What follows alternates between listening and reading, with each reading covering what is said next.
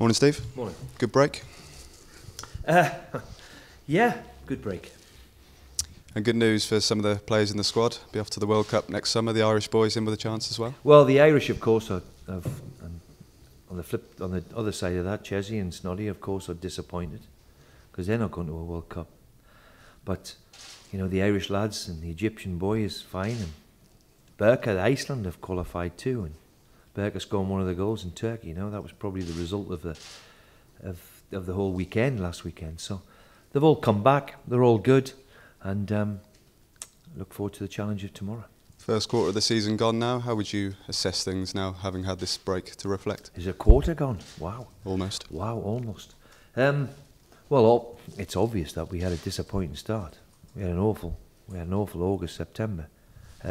So September's been terrific, and it's important that we now, with the next 5 games up until the next international break, it's important that we keep ourselves where we are, in and around it, at the top end of the league.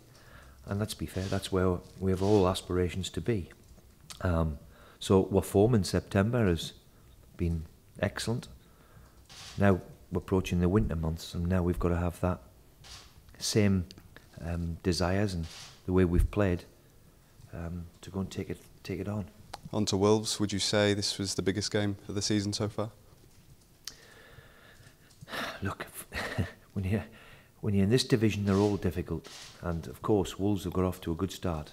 They've invested heavily over the last 12, 18 months, and when a team can play, 15 million for a player, or 16 million, wherever it is, then they've invested in their squad. Been a huge change, but certainly the top end of the pitch, in the 3 players, the forward players, they're a threat.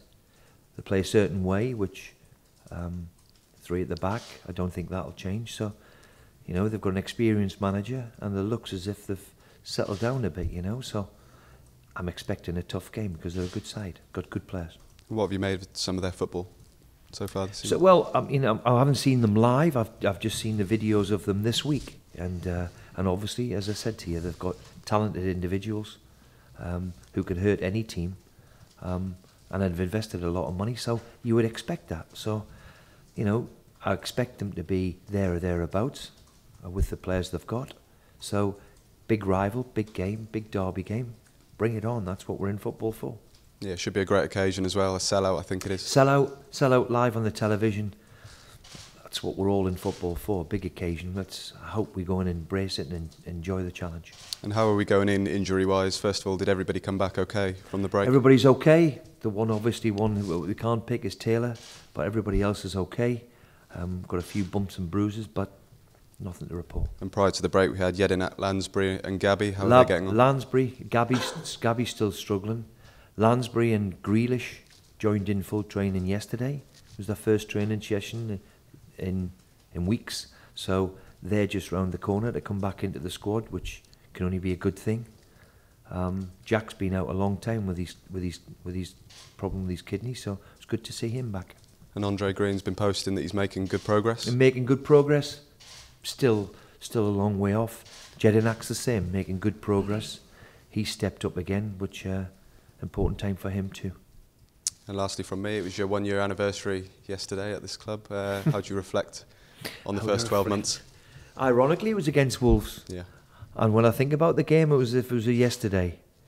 And I remember driving home thinking, we've been lucky there. We've been lucky there that we didn't lose that.